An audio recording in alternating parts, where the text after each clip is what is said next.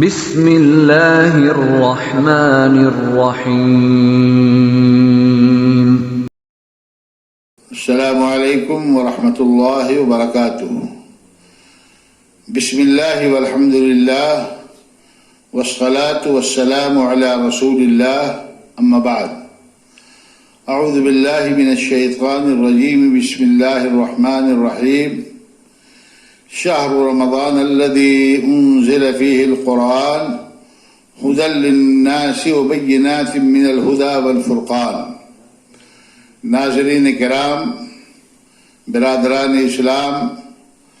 آج کے درس کا موضوع ہے رمضان کا عشرہ اخیر اور لاک ڈاؤن میں اعتکاف۔ اسلامی بھائیوں، ویسے تو رمضان المبارک کا پورا مہینہ سراپا خیر و برکت ہے، مگر اس کے آخری 10 دن خصوصیت کے ساتھ بڑے ہی مبارک اور فضیلت والے ہیں۔ انہی 10 دن کی طاق راتوں میں سے ایک رات شب قدر بھی ہے، اس لیے اللہ کے نبی صلی اللہ علیہ وسلم اس رات کو پانے کے لیے ان 10 دنوں میں بڑی محنت اور ریاضت فرماتے تھے۔ بیویوں سے علیحدہ ہو کر مسجد میں گوشہ نشین ہو جاتے تھے، یکسوئی کے ساتھ اللہ کی عبادت کرتے تھے، اور ان راتوں میں اپنی ازواج مطہرات کو بھی بیدار رکھتے تھے کہ وہ بھی ان مبارک راتوں کی فضیلتوں سے بہرہ ہو سکیں۔ اس تعلق سے اللہ کے نبی صلی اللہ علیہ وسلم کی ایک حدیث اما حضرت عائشہ صدیقہ رضی اللہ تعالی عنہا سے مروی ہے،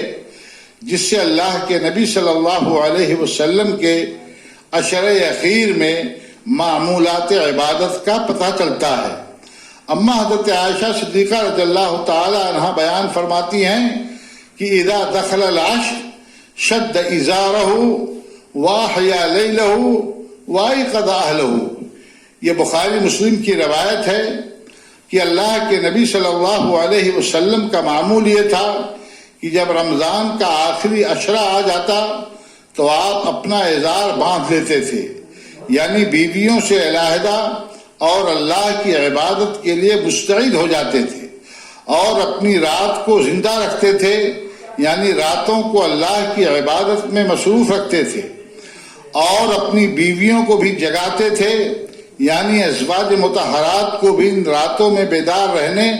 اور اللہ کی عبادت کی تلقین فرماتے تھے۔ اما حضرت عائشہ صدیقہ رضی اللہ تعالی عنہا کی ایک دوسری حدیث صحیحین کے اندر مروی ہے، صحیح مسلم کے اندر مروی ہے کہ اللہ کے نبی جناب محمد رسول اللہ صلی اللہ علیہ وسلم کان یجتہد فی رمضان ما لا یجتہد فی غیرہ ویجتہد فی العشر الاخیر ما لا یجتہد فی غیرہ، کہ اللہ کے نبی صلی اللہ علیہ وسلم رمضان میں عبادات وغیرہ کے اندر جتنی محنت کرتے تھے اتنی محنت آپ کسی اور مہینے میں نہیں کرتے تھے، اور رمضان کے عشرے اخیر میں جتنی محنت کرتے تھے اتنی محنت اللہ کے نبی صلی اللہ علیہ وسلم پورے رمضان میں نہیں فرماتے تھے۔ ان دونوں حدیثوں سے بخوبی ظاہر ہو جاتا ہے کہ رمضان کے آخری عشرے میں اللہ کے نبی صلی اللہ علیہ وسلم دوسرے ایام کی بنسبت عبادات اور ذکر الہی میں زیادہ محنت کرتے تھے، رات اور دن کے اکثر اوقات میں بالکل چاق و چوبند رہتے۔ حدیث شریف میں جس محنت و کوشش کا ذکر ہوا ہے اس میں نفل نمازیں، تلاوت قرآن، ذکر و اذکار، دعا و استغفار، تسبیح و تحلیل، صدقہ و خیرات، احسان و ہمدردی، اطاعت و عبادت، دعوت و تذکیر، امر بالمعروف اور نہی عن المنکر جیسی بہت ساری عبادات شامل ہیں۔ نبی کریم صلی اللہ علیہ وسلم کی سنت کی اقتدا کرتے ہوئے مسلمانوں کو بھی ان ایام میں عبادات کا خاص اہتمام کرنا چاہیے، اور اپنی بیوی اور بچوں کو بھی اللہ کے ذکر میں لگانا چاہیے۔ یہ بات عموماً دیکھنے میں آتی ہے کہ رمضان کے ابتدائی دنوں میں مسلمانوں کے اندر عبادات، خصوصاً تلاوت قرآن مجید اور صلاۃ تراویح کے لیے بڑا جوش و خروش پایا جاتا ہے، مگر جو رمضان کی مبارک گھڑیاں گزرتی جاتی ہیں ان کا جوش و خروش ٹھنڈا پڑتا جاتا ہے، اور صورتحال یہ ہو جاتی ہے کہ رمضان کے آخری عشرے تک نماز تراویح میں وہی لوگ باقی بچتے ہیں جو 5 وقتہ نمازوں کے پابند ہوتے ہیں۔ یہ صورتحال بے حد افسوسناک ہے اور قابل مذمت بھی ہے، اس لیے کہ رمضان کے جو ایام دوسرے دنوں کی بنسبت زیادہ مبارک ہیں ان میں لوگ تھک ہار کر اللہ کی عبادت سے غافل ہو جاتے ہیں، جبکہ سنت کے مطابق ان دنوں میں عبادات کا اہتمام دوسرے ایام کے مقابلے میں زیادہ ہونا چاہیے۔ مسلمانوں، آنے والے دنوں کی قدر کرو، یہ بڑے قیمتی اور مبارک ایام ہیں، ان کی راتوں کو اللہ کی عبادت اور اس کے ذکر سے زندہ رکھیں اور موقع کو غنیمت سمجھ کر پورا فائدہ اٹھائیں۔ زندگی کا کوئی بھروسہ نہیں ہے، کوئی ضروری نہیں ہے کہ آئندہ رمضان اور اس کی یہ مبارک 10 راتیں ہم کو پھر ملیں،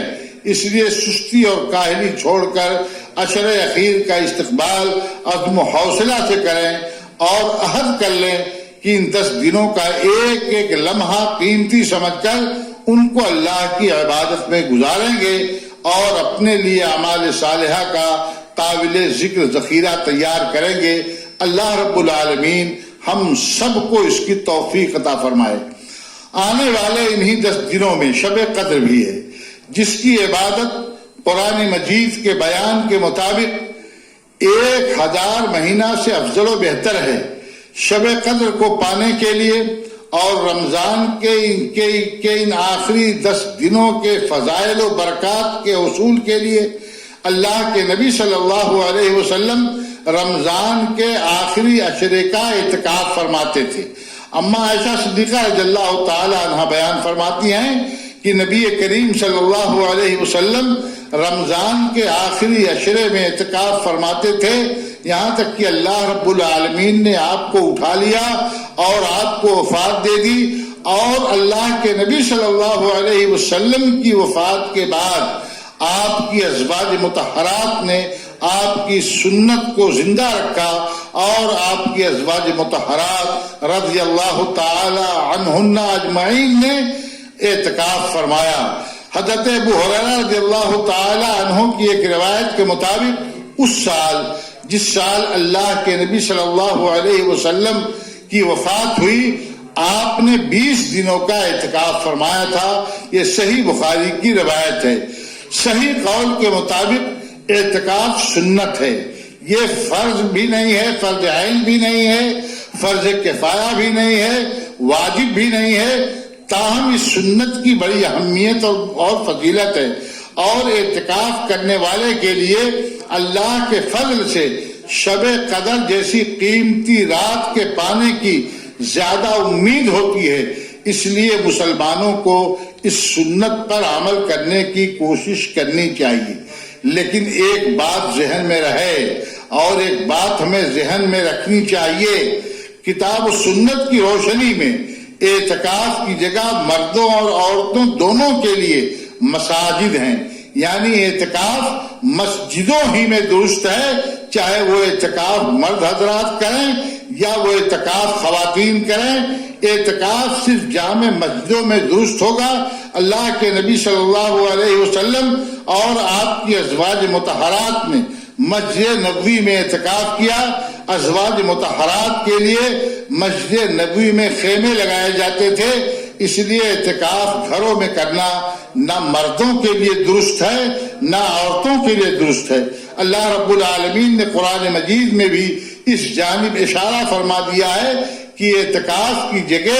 مساجد ہیں، جیسا کہ اللہ رب العالمین نے فرمایا وَلَا تُبَاشِرُوهُنَّ وَأَنْتُمْ عَاكِفُونَ فِي الْمَسَاجِدِ، کہ تم عورتوں سے مباشرت نہ کرو اس حال میں کہ تم مساجد کے اندر اعتکاف کر رہے ہو۔ اس سے معلوم ہوا کہ اعتکاف کی جگہ مسجدیں ہیں۔ اب اس وقت جبکہ کووڈ-19 کے پھیلاؤ کو روکنے اور کورونائی وبا پر قابو پانے کے لیے حکومت کی جانب سے سوشل ڈسٹینسنگ کی ہدایت ہے اور اس بنیاد پر لاک ڈاؤن کر دیا گیا ہے اور جس کی وجہ سے تمام عبادت خانے اور تمام مسجدیں تقریباً بند ہو گئی ہیں، تو سوال یہ کیا جا رہا ہے کہ کیا مجبوری کی حالت میں اعتکاف گھروں میں کیا جا سکتا ہے؟ جیسے کہ جمعہ جماعت کی ادائیگی بدرجہ مجبوری گھروں میں ہو رہی ہے، تو اس سلسلے میں عرض ہے کہ جمعہ جماعت کے لیے حدیث کی کتابوں میں عذر کی حالت میں گھر میں نماز کی اور جمعہ کی جگہ ظہر کی رخصت موجود ہے، مگر اعتکاف کے لیے اس بات کا ثبوت نہیں ہے کہ مسجد کے علاوہ اعتکاف گھروں میں کیا جائے، جیسا کہ امام نووی رحمۃ اللہ علیہ نے صحیح مسلم کی شرح کے اندر لکھا ہے کہ اعتکاف مسجد کے علاوہ کہیں بھی صحیح نہیں ہوگا۔ اس لیے نبی کریم صلی اللہ علیہ وسلم، آپ کی ازواج مطہرات اور صحابہ کرام رضی اللہ تعالی عنہم اجمعین نے مشقت کے باوجود مسجد ہی میں اعتکاف کیا ہے، وہ مسجد ہی میں اعتکاف کیا کرتے تھے۔ اگر گھروں میں اعتکاف درست ہوتا تو ایسی صورت میں یہ حضرات گھر میں اعتکاف ضرور کرتے، خاص طور سے ازواج مطہرات۔ لہذا اگر لاک ڈاؤن کی وجہ سے مساجد میں اعتکاف ممکن نہیں تو اعتکاف کی سنیت ساقط ہو جائے گی، جیسا کہ میں نے پہلے بتایا کہ اعتکاف فرض نہیں ہے، نہ یہ فرض عین ہے نہ فرض کفایہ ہے، یہ سنت ہے، اور عذر کی حالت میں یہ سنیت بھی ختم ہو جائے گی۔ جو لوگ ہمیشہ اعتکاف کرتے تھے یا جن کا معمول ہمیشہ اعتکاف کر رہا ہے یا جن کی سال نیت اعتکاف کی تھی، پہلے سے انہوں نے ارادہ بنا رکھا تھا کہ اس سال اعتکاف کریں گے، انہیں انشاءاللہ حدیث کے مطابق ان کے معمول کا اور ان کی نیت کا ثواب ملے گا۔ لیکن گھروں کے اندر نہ مرد حضرات اعتکاف کر سکتے ہیں نہ خواتین اعتکاف کر سکتی ہیں۔ اللہ رب العالمین ہم تمام مسلمانوں کو عشر اخیر کی قدر کرنے والا بنا دے اور اس کی تمام عبادتوں کو شرف قبولیت بخش کر ہماری مغفرت فرمائے، آمین۔ وآخر دعوانا ان الحمد للہ رب العالمین، والسلام علیکم ورحمۃ اللہ وبرکاتہ۔